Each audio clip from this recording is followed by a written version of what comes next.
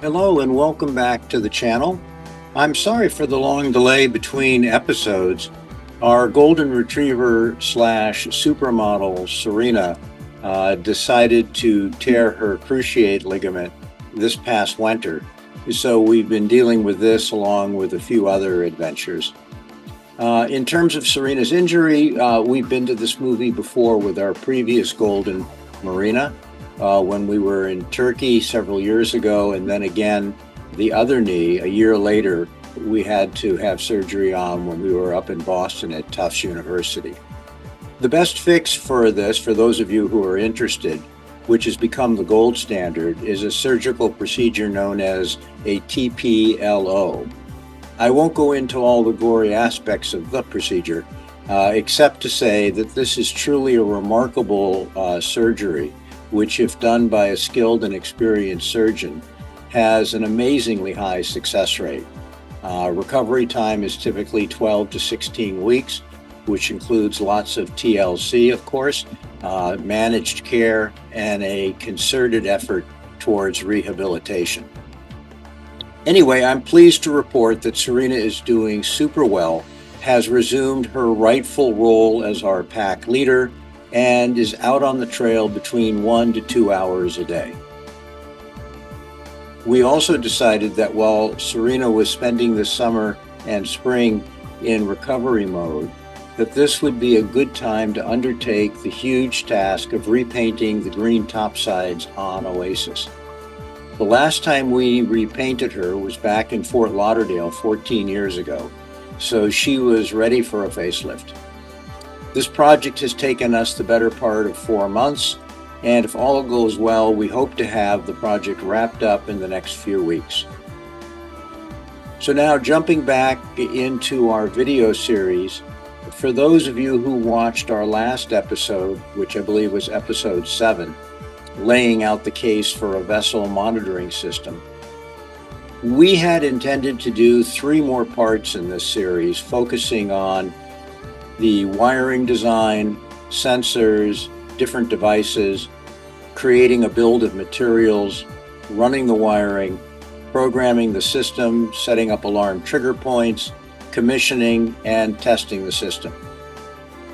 So based on some of the feedback we received, we decided to switch topics to a subject which many of our viewers have inquired about, that being guests and crew. This topic feels much more impactful and undoubtedly will have broader interest and appeal than getting further into the weeds on a vessel monitoring system. So on that note, welcome to episode 8, where we will focus on the more relatable concerns surrounding guests and crew on a long-range expedition vessel. For the purposes of this episode, we are going to assume that guests are primarily passengers aboard the boat and are joining the boat for leisure, relaxation, camaraderie, to share your adventure, and to gain more sea time and experience. Guests are usually willing to be flexible, fit in with your program, to pitch in, and/or lend a hand when necessary in performing a variety of tasks like standing watches, engine room checks, or assisting in harbor operations. The basic categories of crew, especially when it comes to larger boats, typically includes that of a captain, first mate, deckhand, engineering, chef, and/or a stewardess. However, the crew for boats in our size range will generally be limited in 1 to 2 crew members and will need to have a well-defined mixture of roles and responsibilities to be cross-trained in the operations, maintenance, cooking, and/or safety of the boat. You may also find that your need for crew will change over time, depending on your age, frequency and number of guests, cruising region, the size, quality, and condition of your boat, your personal preferences, priorities, objectives, expectations, and of course your budget. Before we dive further into this episode, it's probably a good idea to mention that we have no special training or expertise in this field, so the content in this episode reflects only our anecdotal experience based on the past 35 years and is not intended to be a complete or exhaustive study on how best to approach the notion of recruiting, hiring, training, and retaining crew. Every situation is unique, and each situation requires a lot of forethought to help ensure that everyone comes away with a positive and successful experience. Our goal in this episode is to provide a general framework for how you might want to consider approaching this process to help ensure the best possible outcome. Some people feel that there are 3 different categories of crew. Family and friends, which we have just mentioned, who generally have a wide-ranging skill set from warm body to very capable.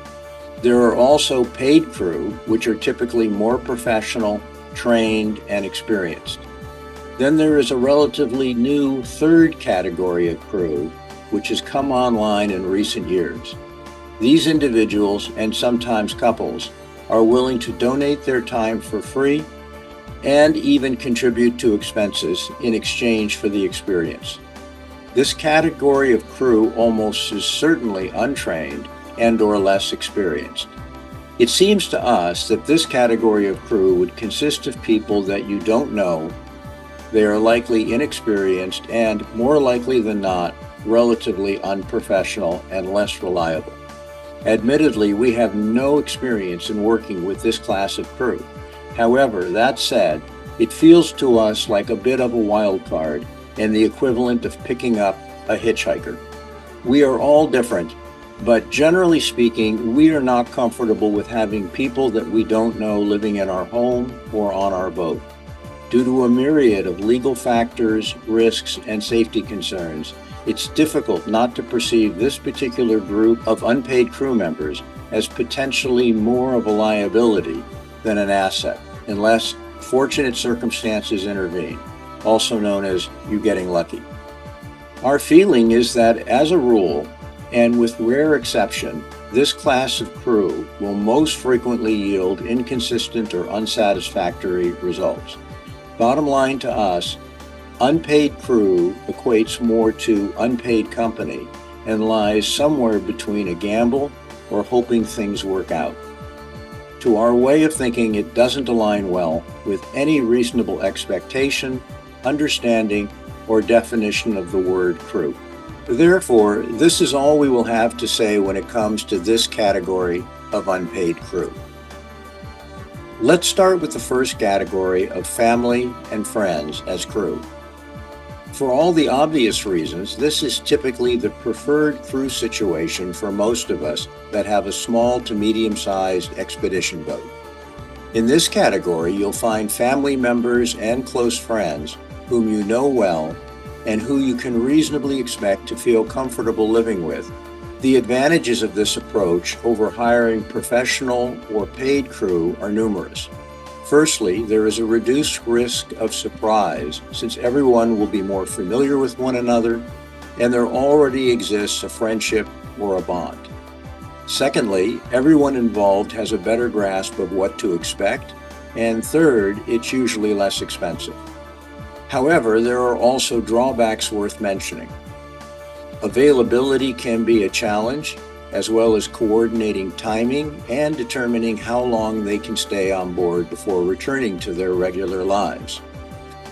This approach is most effective for shorter passages, loose schedules, or in geographic areas where there's easy access to airports and where weather patterns are more consistent and predictable. Another consideration is that cruising with this category of crew will likely mean that you will need to break up the trip into 2 or 3 week passages due to crew changes and force you to select ports which have suitable transportation in and out of that port. We typically try to arrive a minimum of 2 to 3 days before our guests depart and our new guests arrive. This can add a considerable amount of downtime to the overall voyage. The other issue, which we touched on in part 1 of episode 2, is the impact that this will have on weather routing. This means that you might be pulling into port when you would otherwise prefer to be underway, or that your guests will arrive only to find that you don't have a weather opening and can't make their outbound connection. We have found ourselves in situations when the weather was simply too good to pass up while waiting for guests to arrive, and we have also experienced where a 3 or 4 day crew turnaround ended up keeping us in port for 10 days while waiting for the weather to moderate. This all comes with the territory and is part of the fun and adventure. Our only admonition would be that we have all seen countless examples of captains making really poor decisions because of these artificial deadlines and a false sense of urgency. Here are a few of the basic items which you may wish to consider and take into account when inviting guests. First, any health considerations. Second, their physical ability or known limitations. Any age-related concerns and/or disabilities. It is really important to inquire about any and all medications that they might be taking and their potential side effects. These days, it is also important to ask ahead of time about any special dietary considerations and/or allergies which your guests might have. We've been bit by this on more occasions than I care to recall, and it can be quite problematic, especially if you have already pre-provisioned the boat before your guests arrive and plan to depart immediately after their arrival. Here are some examples of what we send to guests ahead of time. Next, if you have a dog or a cat on board, don't forget to inquire about pet allergies. It's always a good idea to request everyone's emergency contact information, which will typically include their family, friends, doctor, etc. Plus to provide them with the ship's emergency contact information in case they need to be contacted. With the advent of Starlink, this has somewhat eased this concern. But since you are on a boat, it's always a good idea to have a backup plan, as electronics can sometimes head south when you're heading north.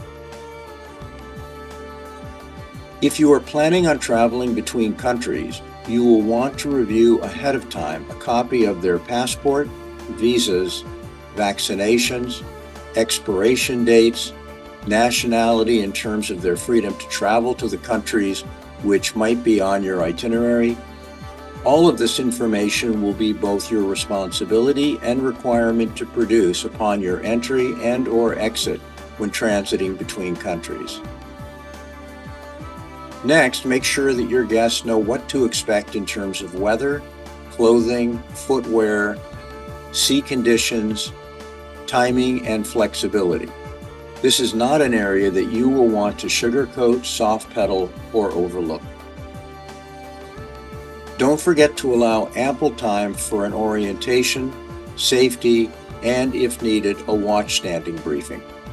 We talked a little more about this in episode 1 and 2B and have put examples of both of these videos on our website.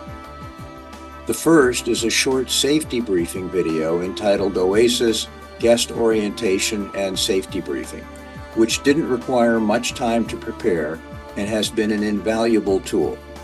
Here is a short excerpt from that video, which will hopefully provide a feel for what it is we are describing. Welcome aboard Oasis. We have prepared this safety and orientation briefing to help ensure that you have an overview of some of the safety equipment on Oasis, primarily fire, abandoned ship, and communication, where these items are located, basic emergency operations like how to stop and steer the boat, and for general orientation, the layout of the boat and your stateroom. For your safety and potentially the safety of other people on board the boat, we ask that you please take a few moments to view this video in its entirety before joining the boat, as we may not have time to give a safety briefing before getting underway. We will start at the aft end of the boat deck, looking forward at our two tenders, the aft end of the pilot house, and the mast. We have two tenders, an 11-foot inflatable with a 10 horsepower outboard and a 17-foot aluminum tender with an inboard diesel engine. Both boats have multiple flotation chambers, making them unsinkable, even if completely flooded. These boats are secured with metal hardware to the boat deck, and although they may be useful in the event of an emergency, they are not primarily intended for use when abandoning ship or as lifeboats. Sighting up the mast, we have a variety of systems used for collision avoidance and communication. For collision avoidance, we have 2 radars, several global positioning satellites known as GPSs, running lights, forward and aft facing floodlights, mast light and articulating searchlight, breakdown lights, a high-powered strobe near the top of the mast, air horns, and an automatic identification system known as AIS.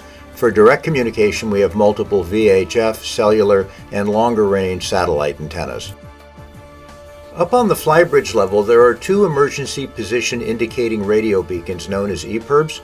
The first is located just next to the mast on the back or aft side of the flybridge seating. Both EPIRBs are Category 1, have an automatic hydrostatic release if the unit is submerged more than 4 feet underwater. They send out a precise GPS latitude and longitude position. They are dual frequency 406 and 121.5 megahertz and have flashing strobes. Each have operating instructions printed on the units, are set to deploy automatically, but they can also be manually activated from the boat.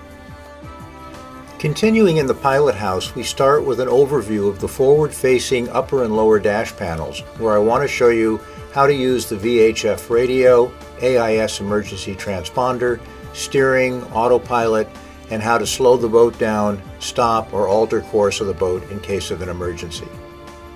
Starting in the center of the upper dash display, you will see that we have 2 independent GPS units. GPS 1 will always be set to latitude and longitude, giving the current location of Oasis, and GPS 2 will give you our course over ground and speed over ground.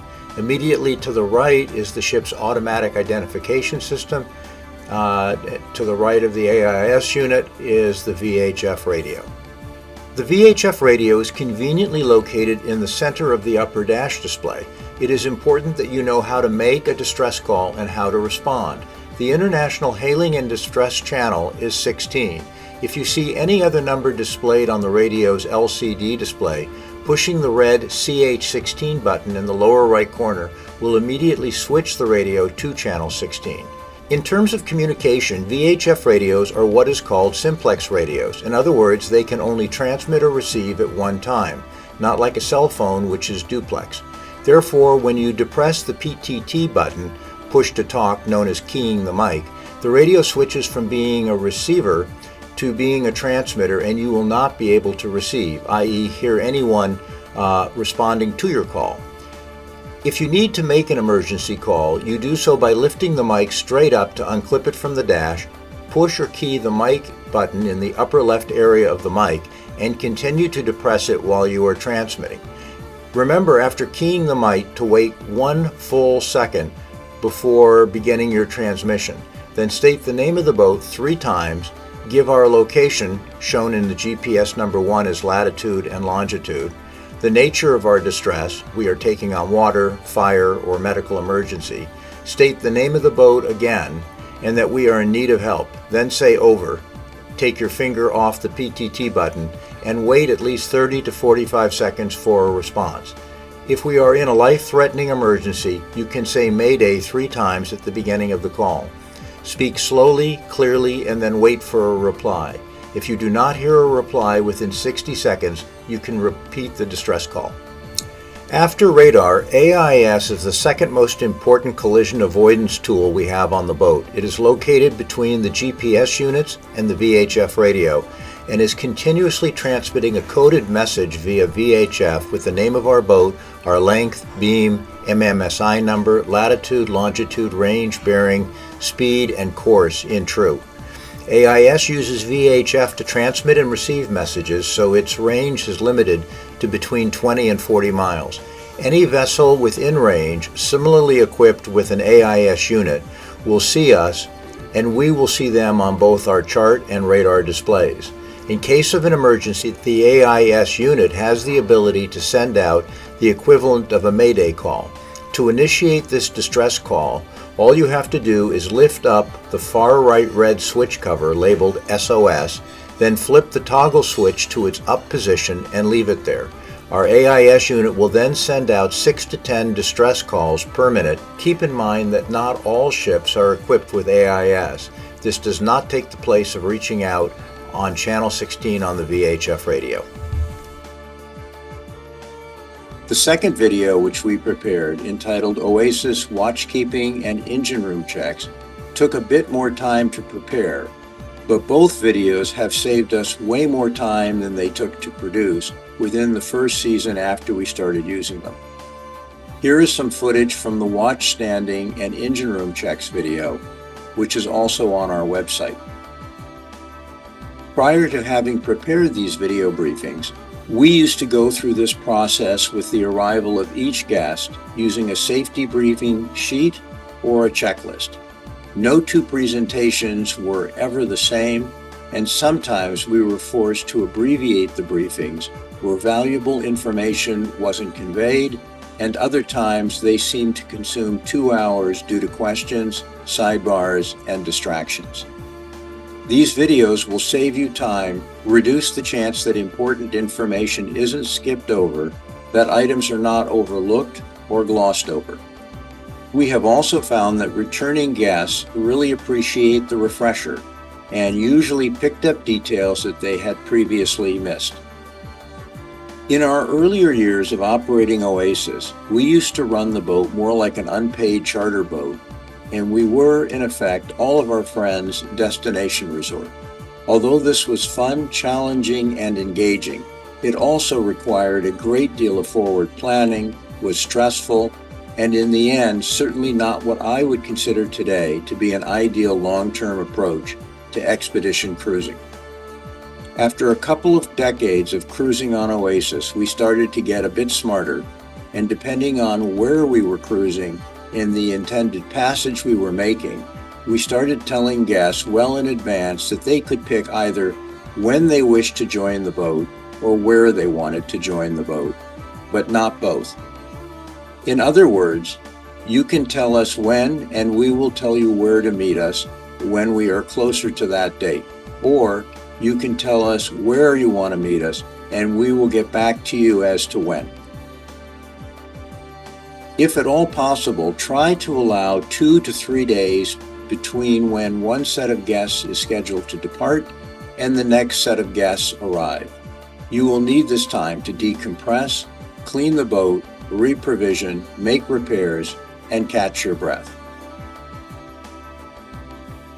We also found that it's a good idea to create a guest or crew orientation sheet, which can be laminated and placed in each stateroom. This will vary from boat to boat, but it should list any of your house rules, how to operate the heating, air conditioning, and fresh air systems in their stateroom, which items should not be flushed down the toilet, AC versus DC lighting, intercom, etc. Our orientation also addresses such items as neatness, how the heads work, conserving water, lighting, the ship's Wi-Fi and passwords, securing drawers, lockers, and shower doors, the washer and dryer, galley rules, engine room access, and strange noises. You might also want to consider some house rules like no smoking on board the boat, reinforcing that you maintain a zero tolerance when it comes to any illegal substances, that there is to be no consumption of alcohol within 8 hours of getting underway, the wearing of closed-toe shoes when out on deck, and no street shoes are to be worn inside the boat. Always keeping one hand free while moving around the boat while underway, and not going out on deck in rough weather without notifying another member of the crew first. So this leads us now to the next category, which is paid crew. We can't overstress the importance of taking the time to develop a methodical and thoughtful approach how to make this decision, coupled with the right attitude and setting realistic expectations. Your decision to hire crew is crucial in terms of its importance, and we would have to say that this decision comes in a strong second behind picking the right boat to start with, which is something we covered in detail in episode 5. If there is a way to simplify the process in today's world of online ordering and instant gratification, we certainly haven't found it when it comes to interpersonal relationships or to crew. Online crew agencies do a great job of providing you with a smorgasbord of choices and a lot of information, but provide little in terms of depth, accuracy, insight, or knowledge when it comes to forming a decision. The user-friendly interface makes it all appear way too easy, and there is a tendency to read too much into that which is provided by the applicants and/or the glossy pictures. There are a surprisingly large number of subjective and objective qualities and subtle details which goes into the time-consuming investment to find suitable and sustainable crew. There are no shortcuts, and it's good to remember that you eat what you cook. It starts by defining exactly what it is you are looking for and understanding that every hiring decision is going to be a project. Those looking for an easy or quick fix, or think of this process like an internet dating site swiping right or left, end up profoundly frustrated, disappointed, and usually right back where they started from. You are looking for an individual or couple that will be living with you and working with you 24/7 in close quarters over extended periods of time. This can be challenging in the best of cases and is going to require compatibility on several levels, especially when it comes to expectations, tolerance, patience, their age, the crew's goals, and prior experience, ability to communicate, to listen, to adapt, learn, work ethics, physical condition, their attention to detail, your particular boat's program, everybody's personality, mental stability, living conditions, and the list goes on. As with most projects, especially those which occur on board a yacht, the more time you spend in thinking through the process ahead of time, otherwise known as careful, thoughtful planning, will be time well spent and impactful in terms of not only significantly increasing your chances of making the right choice, but it will be the most efficient at producing the desired outcome for you, your boat, and for the crew. In the end, making a well-considered decision is a combination of art, science, instinct, putting in the requisite time, setting realistic expectations, developing a methodical approach, and, as always, a certain amount of luck. After speaking with hundreds of owners and captains over the last 30-plus years, we can assure you that making good choices when it comes to your crew is the second most important consideration after deciding on which boat to build or buy. Our subtitle for this video really needs to be underscored and taken to heart when we say, crew is what brings most larger boats to their knees. Truer words were never spoken, and this is not a step that can be minimized, rushed, or underappreciated. Crew is literally a make or break experience for everyone involved, including the care and maintenance of your boat. It is not unusual for us to interview upwards of 100 candidates and to have spent several months making each of these hiring decisions. Approaching this hiring process with the right mental attitude can help set the stage for producing a better outcome. It helps to have the mindset that no one's job aboard a ship is more important than any other job. Being the captain is a fairly inconsequential job. When a toilet backs up, the refrigerator fails, there's no milk for the coffee in the morning, or you need an extra pair of hands while docking or launching your tender. This is 100% a team sport, and you are only as good as the sum of your crew. As the captain, your job is primarily that of a conductor, making sure that each member of the crew understands their role and plays well together. All too often, we seem to hear owners and captains complaining about their crew, which we find a bit paradoxical, given that they hired the crew. For what it is worth, we think it is a lot healthier to subscribe to the notion that there are no bad crews, just bad managers. In most cases, we find that dissatisfaction with crew is typically the result of having set unrealistic expectations, poor training, poor communication, a lack of supervision, and sometimes simply not allowing new crew members the necessary 1 to 2 month period of adjustment. It is helpful to remain mindful that the captain or owner have both agency and responsibility for having established the job description, made the selection of hiring this particular crew member, to have clearly communicated the daily tasks and responsibilities, ensured that there is open and healthy lines of communication, created a feedback loop both for review and evaluation, established a fair rate of compensation, and in the final analysis, deciding whether or not to retain that crew member as part of their team. So, setting the stage with this contextual framework, let's dig into the detail and the more challenging process of hiring paid full-time crew. Without parsing too many details, the basic crew positions typically involve a skill set either for captain, first mate, deckhand, engineer, cook, or stew. That said, on smaller yachts, since that is what we are focused on in this series, we are typically forced to find crew who are willing, capable, and flexible enough to share responsibility by undertaking multiple tasks. This adds to the complexity when it comes to hiring crew, so it will be important to prioritize which particular skill set you are primarily hiring for.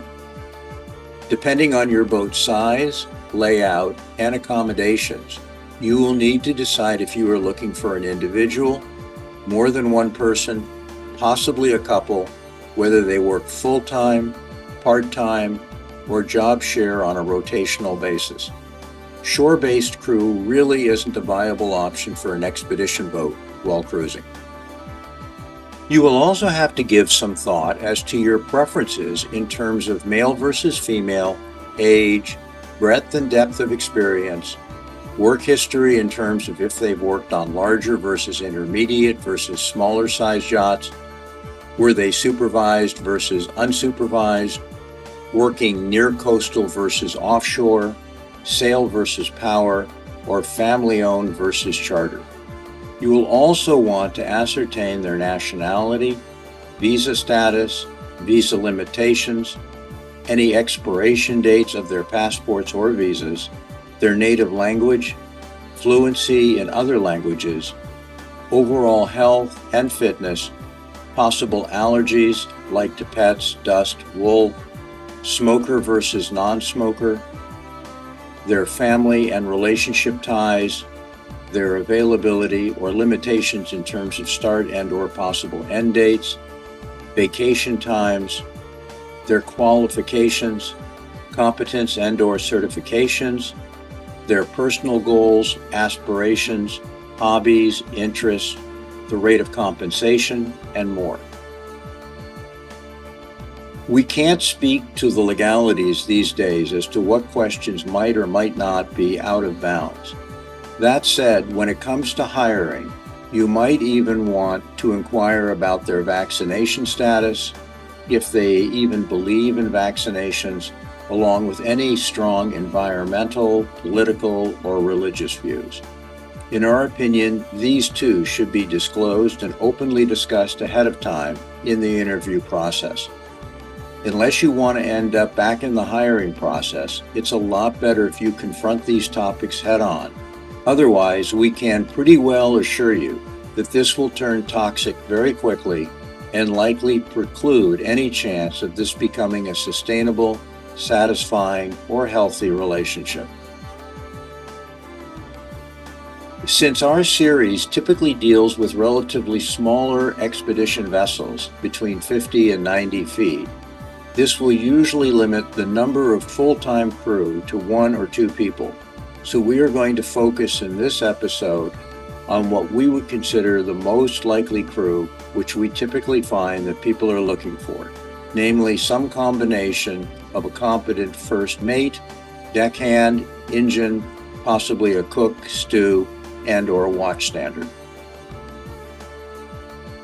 In episode 5, we said that the process of defining the attributes of a long-range expedition boat starts by creating a mission statement.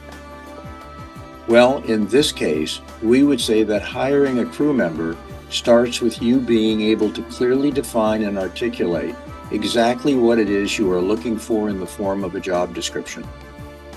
Each prospective candidate will understandably want to know your desired starting date, for how long you may need them, if there is an end date to the engagement, the boat's general itinerary or travel plans, the extent of offshore passages, if there is any other crew, and if so, how many crew, and how long have they worked with you, and what you are offering in terms of their compensation. If you are speaking with experienced, competent, seasoned, and professional crew, you should be prepared for them to be interviewing you as much as you are interviewing them. Be prepared that they might reasonably ask to speak to some of your former crew to better assess if they will be a good fit for you, the boat, and your program. The prospective crew person will also want to know the size of the boat, including its length, beam, tonnage, accommodations, and the anticipated sea time, which can be especially important if they are working on either obtaining or upgrading any existing licenses. Along those lines, you might want to consider if you are willing to share in the cost for them to obtain further training or educational classes, licensing, license renewals, upgrades, endorsements, and/or the time off to pursue these goals. The prospective applicant will also want to get a feel for your experience, if you will be acting as the captain, and if so, your prior experience, licenses, how much time you plan on being on board versus off the boat, if you run a formal or informal operation, the approximate number, frequency, and duration of guests, if you plan on chartering the boat, their living arrangements, accommodations, if they will be sharing a stateroom or a head, their days off, vacation time, both in terms of duration and the time of year, possible locations for wintering over and/or yard time, the current condition of the interior and exterior of the boat, the level of finishes, and, in as much detail as possible, exactly what your expectations are in terms of their duties, responsibilities, authority, and, if possible, a list of their routine daily, weekly, and monthly duties. A few other considerations that might come up and something that you will want to think about is if you plan on providing them with work uniforms or attire, the payment arrangement for their travel and/or travel time to and from the boat, along with other sundry items and expenses. Let's first start with what the job description and responsibilities might look like for someone who would fit all or part of the first mate, engineer, deckhand's general job description.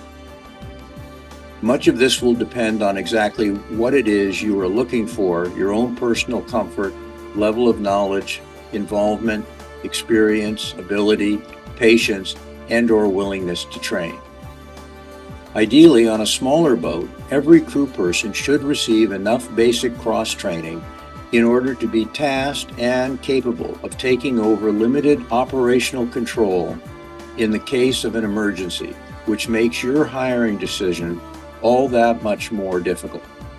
We have tried to just hit some of the high notes here, so you will want to add or subtract from this list to suit your personal desires and objectives. Operations would include their having some knowledge, familiarity, and skills in the basic operations of engines, generators, pumps, shore utilities, cleaning supplies, and safety issues. They also need to have some experience in bridge management and operations, including planning, charting, chart software, navigation, integration, and understanding and appreciation for weather, routing, rules of the road, the basic use of radar, radio operations, the characteristics of small ship handling, nighttime operations, ability to follow instructions like watch standing, day and night orders described in an earlier episode, and a general familiarity using other bridge electronics such as autopilots, depth sounders, sonar, AIS, vessel monitoring systems, and more depending on your particular vessel. At a minimum, the first mate, engineer, or deckhand should be tasked with some limited ability for ship handling, familiarity with basic harbor operations and close quarter maneuvering involved in docking and anchoring. Each crew person should also have some training for advanced safety operations, such as ship safety in terms of preparations for getting underway, when underway, participating in safety drills, emergency medical and abandoned ship procedures, use and testing of EPIRBs, limited knowledge of medical devices and intervention, making a distress call, and firefighting training. Licensing qualifications can provide some limited indication of proficiency and commitment to the profession, although from our experience, we have found this to be of limited value and really more of a distraction. Next, depending on who it is you are looking for, you might want to be conscious as to the applicant's leadership skills, initiative, experience, and ability. Do they have the interest, aptitude, and willingness to take on new responsibilities, to learn, the personality and ability to take direction, to follow orders, and the capacity to supervise others, like when you are contracting with any outside contractors or in a shipyard? You are going to be living with this person 24/7, so it's important as well to get a feel for their verbal and written communication skills and if they appear able to work as a team and with others. Keep in mind as well that the first mate, engineer, and deckhand will spend a fair amount of time being involved in winter maintenance projects and the possibility of yard time. Does the applicant have the requisite aptitude, patience, temperament, knowledge, and organizational skills to bid, contract, coordinate, communicate, supervise, expedite, approve change orders, inspect the quality of work performed, the purchasing of parts and supplies? These are all, to a varying extent, potentially part of the job description and skill set required to assist in the operation, management, and planning of larger scale projects when in and out of the water. When it comes to general maintenance and repair, there is no substitute for having had years of hands-on experience with a broad range of systems, engines, machinery, and materials, such as steel, aluminum, stainless, chrome, brass, gel coat, and painted surfaces on a variety of different boats. Good practices and procedures and a well-defined maintenance program will go a long way in keeping your costs down and minimize breakdowns when underway or during the cruising season. When problems do develop, having a crew with good diagnostic skills, followed up by a calm, disciplined, methodical, and well-organized approach, is the essential key elements to making smooth, efficient, and cost-effective repairs. Performing routine maintenance and repairs will generally include servicing of diesel engines, generators, water makers, heating and air conditioning systems, pumps, compressors, hydraulics, AC and DC electrical systems, plumbing, winches, davits, anchor gear, tenders, and four-cycle engines, along with other water toys, fishing and diving gear, painting or gel coat applications, shipboard appliances like the oven, stove, washing machine, dryer, refrigeration, the hot water system, TV, entertainment, general and computer electronics, NEMA, Wi-Fi, and integrated electronics. Other routine maintenance items include caring for the exterior, interior, hard and soft finishes of the boat. This could include such items as how best to maintain and repair acrylic and LP painted surfaces, gel coat, chrome versus stainless steel, lines, cables, shivs, hold-down hardware, lubrication, and other hardware from around the boat. On the interior of the boat, there is a right and wrong way to care for all the soft coverings, including the overhead panels, furniture coverings, carpets, wood floors, diamond plate, acrylics, windows, window treatments, carpentry, cabinetry, interior plumbing, including their finishes, showers and shower doors, appliances, appliance surfaces, fans, air handlers, etc. The list is really endless. You will also want to get a feel for the applicant's organizational ability for their performing many of the more mundane but necessary administrative skills of organizing, prioritizing, performing, and reporting all routine shipboard maintenance. Items that fall into this category might include reviewing invoices for man-hours and material purchases, contract compliance, ordering parts and supplies for extended voyages, replenishing the ship's stores, compliance with onboard safety equipment, maintaining an adequate spare parts inventory, which can include filters, seals, lubricants, parts, and components for all essential onboard equipment and machinery, the procuring, logging, storing, and recording of all these items, plus ensuring that you have all the other miscellaneous fasteners, electrical supplies, plumbing fittings, tools, hardware, paint, cleaning supplies, fenders, fender covers, lines, service loops, manuals, service bulletins, checklists, as well as periodically taking a complete inventory. These are but a few of the required tasks on board every expedition boat.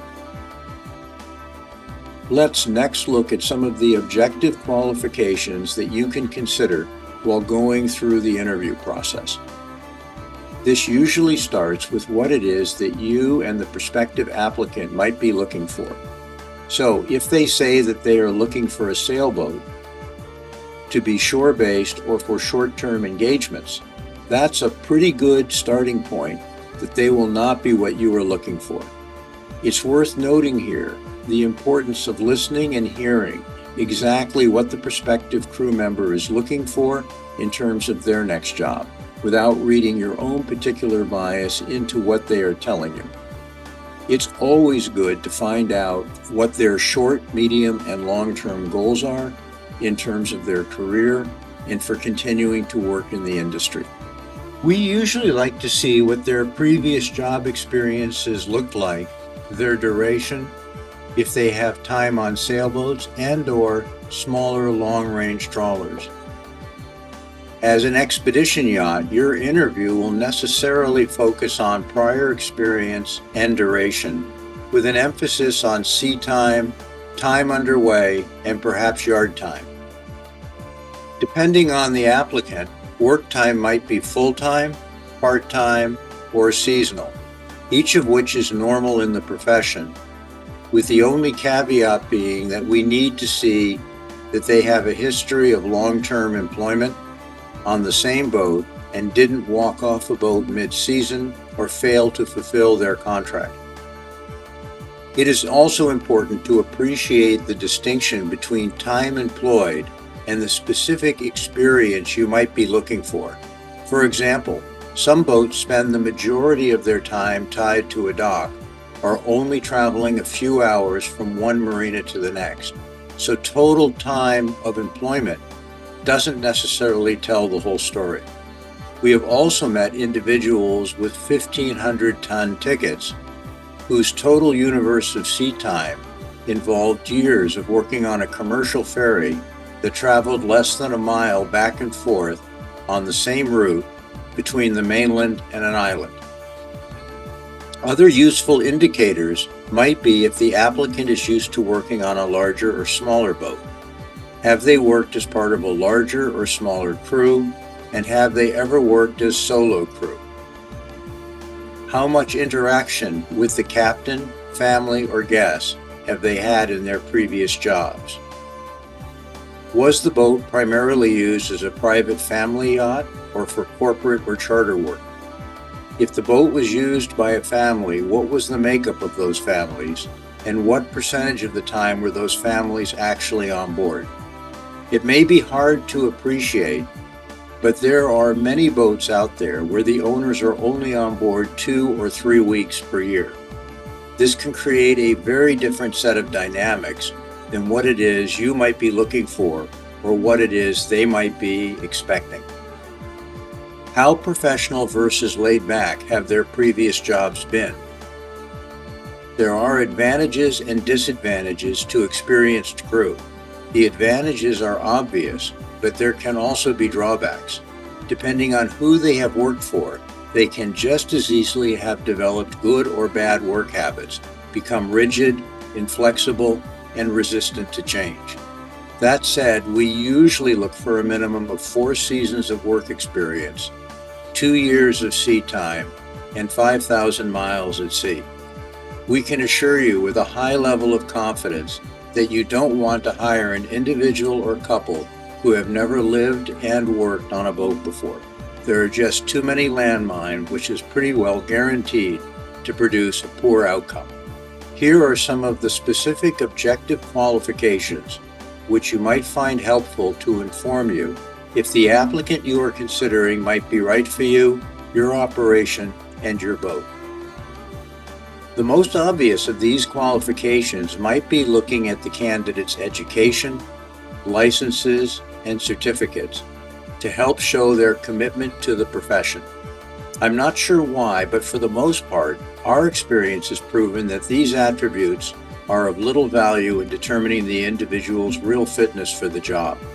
In some ways, we feel that licensing and formal training, if given too much weight, seems to produce the opposite outcome than what we were expecting or looking for.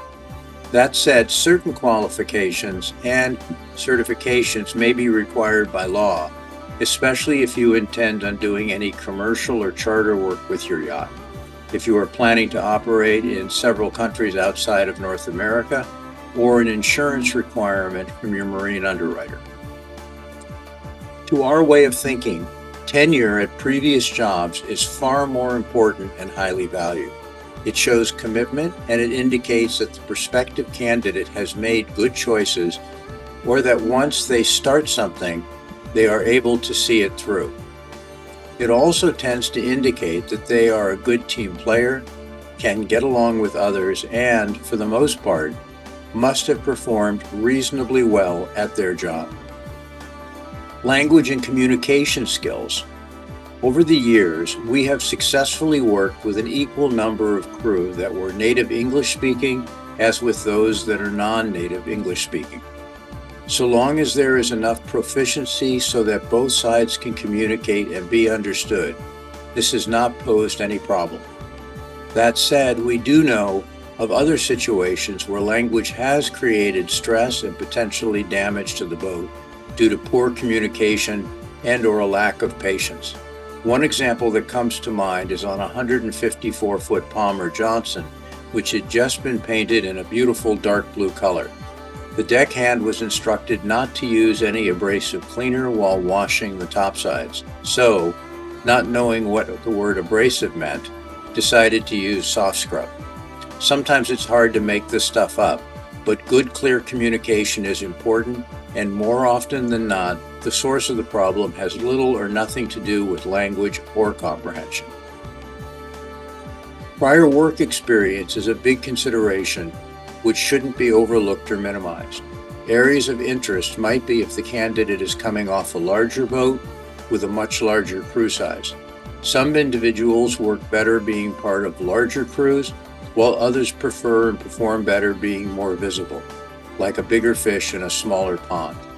If the candidate's prior work experience has been on larger vessels with a larger crew, then you'll need to inquire as to how they might feel and function being left alone on board the boat, or essentially being a crew of one. Another consideration is the crew's personal preference for working on a sail versus power boat or charter versus private. Each of these operations seems to emphasize a different skill and mindset. Our personal preference when dealing with crew on a long-range expedition boat has been to lean more favorably towards individuals that have their formative training and experience working on sailboats. If service is more what you are looking for, then you might want to prioritize looking for crew who has had most of their training and experience working on charter boats. Finally, a more challenging and delicate line of questioning might involve the candidate's age, their physical condition, and/or any limitations, weight, general health, allergies, especially if it is to pets, medications that they might be taking, their consumption of alcohol, and if they are smokers. Some owners are concerned about the candidate's civil status, whether or not they have children, have a preferences for a male versus female crew member, their nationality, religion, political affiliation, if they have tattoos, any body piercings, and more.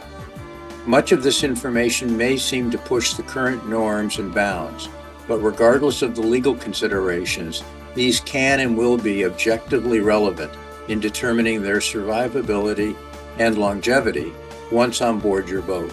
It is far better for everyone to ask these questions and perform as much due diligence as possible so everyone can make a well-informed and considered decision. Next, I want to go through some of the subjective and objective criteria that you might want to keep in mind while going through the interview process.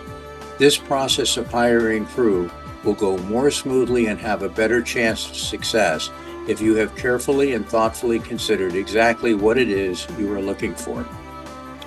Here are a few examples of the questions which we have used in the interview process to help us better understand the applicant and what it is they are looking for.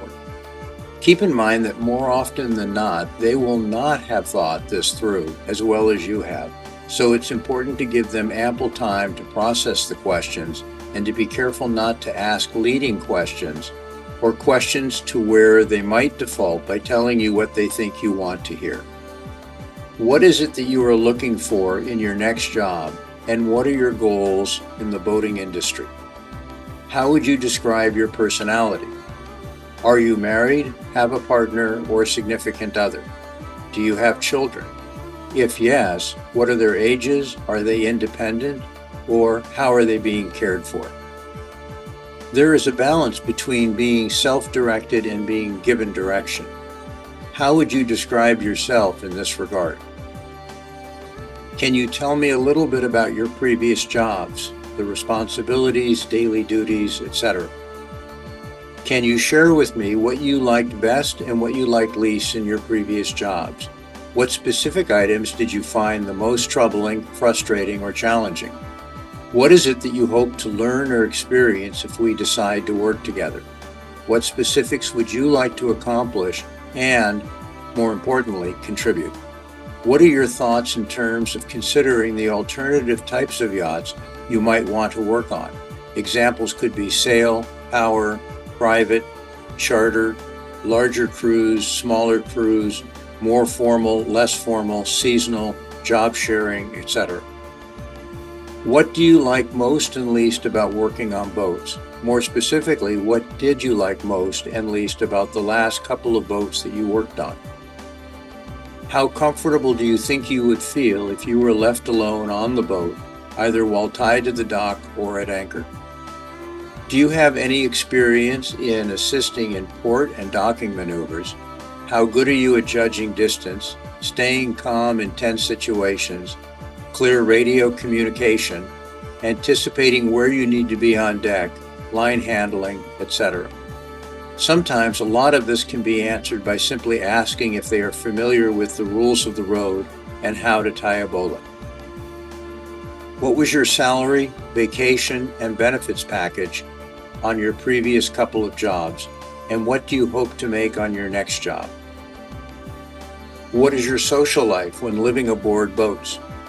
Do you tend to hang out with crew, read, write, go to clubs, sightseeing, diving, etc.? Do you consider yourself more of an introvert or an extrovert? Do you prefer to work alone or with someone else when performing tasks? If you are looking for someone in the cooking department, you can also ask if they have any particular type or style of cooking that they enjoy. Have they been involved in menu planning, serving, provisioning, their education or training, including good hygiene and food handling? If you are looking for someone to help in the operations or maintenance side of things, you will want to inquire about their diagnostic skills, breadth of experience, technical training and ability, particularly any strengths and weaknesses. What things are guaranteed to frustrate you? What has been your experience with getting seasick, your ability to function, and to recover? What are the most important qualities you are looking for in a friend? What kind of things or behavior is guaranteed to frustrate you? Is there anything that we should know about your health or any medications you might be taking? Do you smoke or vape? If you have pets on board, it's important to ask how they feel about pets and if they have any allergies. How flexible are you in terms of fitting into other people's programs? If we decide to work together, when would you be able to start? Can you send me a copy of your CV? And if we think that this is a good fit, will it be okay to contact your references? If someone were to ask us, what is the single most important attribute that we are looking for in any hiring decision? The unequivocal answer would be the disproportionate weight and importance that we place on an applicant's attitude. Attitude is just about everything, and one of those unique qualities that you can't teach or create. Almost any problem or obstacle can be overcome with a good attitude. A good attitude embodies self-reflection, openness, a willingness to learn, it's upbeat, positive, and a can-do attitude is highly conducive to creating an environment that produces a healthy and successful working relationship. Conversely, working with someone who has a bad attitude is toxic, unpleasant, and unsustainable. Keep in mind that you are going to be working with and around this person in a confined space 24 hours a day, 7 days a week. Keep in mind that attitude is a two-way street, which means as the owner or captain, your attitude, patience, and tolerance should be held to an equal or arguably even a higher standard than that which you expect from those who are working with you. Given that you are on a boat traveling in remote locations where finding replacement crew will be disruptive and difficult, we would next prioritize dependability, consistency, and reliability. If you can't count on them to show up or perform their job on a consistent basis, then you will have a weak team and it won't work. Next might be communication and respectfulness. Good communication requires not only good speaking skills, but even more importantly, being a good listener. Developing this skill set is key when it comes to delegating tasks, teaching, the crew's willingness to take responsibility, solving problems, and topping the list, conflict resolution. Good communication is also important for safety, efficiency, coordination, building team dynamics, fixing all sorts of issues, and your overall satisfaction, which effectively translates to longevity. Being respectful goes a long way in producing a positive working environment and helping in how you approach and resolve conflicts. Bottom line, good communication and respectfulness helps to promote everyone's overall job satisfaction and is an essential building block when it comes to trust, retention, and longevity. Flexibility is another important quality because whoever you hire will be required to fit into your plans, task, and schedule, and to adjust their schedule to accommodate you, your guests, and that of the boat. Changes and surprises on board an expedition boat is the rule, not the exception. The weather will change in unexpected ways, which will impact the boat's travel schedule. Guests can be somewhat unpredictable, or the owner's schedule will change. There will undoubtedly be unforeseen mechanical, electrical, and plumbing challenges which will arise, not to mention external challenges if you are traveling through different countries with new languages and unexpected regulations.